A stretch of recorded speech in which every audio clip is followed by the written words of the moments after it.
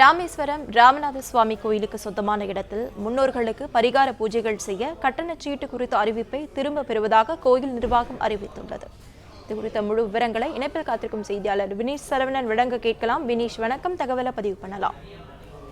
ராமேஸ்வரம் ராமநாத சுவாமி கோயிலில் உள்ள அக்னி தீர்த்த கடற்கரையில் அருகாமையில் இருக்கக்கூடிய இடங்கள்ல பௌர்ணமி அமாவாசை நாட்களில் பல்வேறு மாநிலங்களிலிருந்து ஆயிரக்கணக்கான பக்தர்கள் திதி பூஜை நடத்துவார்கள் தங்களுடைய முன்னோர்களுக்காக. அவ்வாறு திதி பூஜை செய்ய வரும் பக்தர்களிடமிருந்து தர்ப்பணத்திற்காக 200 ரூபாயும், பிண்ட பூஜைக்காக 400 ரூபாயும் வசூலித்து புரோகிதர்களுக்கு 80 ரூபாய், 160 ரூபாய் என வழங்கப்படும் என கடந்த 28ஆம் தேதி நாளிதழ்களில் இந்து சமய அறநிலையத்துறை சார்பில் ராமநாத சுவாமி கோயிலுடைய நிர்வாகம் தரப்பிலே அறிக்கை வெளியிட்டிருந்தார்கள், விளம்பரம் வெளியிட்டிருந்தார்கள்.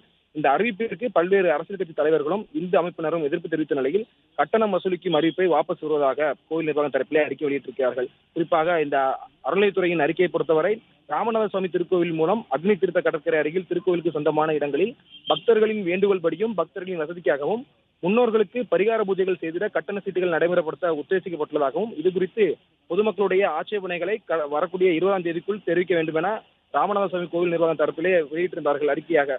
நிர்வாக காரணங்களுக்காக இந்த அறிவிப்பை திரும்பப் பெறப்படும் எனவும் திருக்கோவில் இணை ஆணையர் தரப்பிலிருந்து ஒரு செய்தி அறிக்கையை வெளியிட்டிருக்கிறார்கள். தற்போது தகவல்களுக்கு நன்றி வினீஷ் சரவணன். விளம்பர இடைவேளைக்கு பிறகு மீண்டும் பல செய்திகளை பார்க்கலாம். தொடர்ந்து இணைந்திருங்கள் பாலிமர் செய்திகளோடு.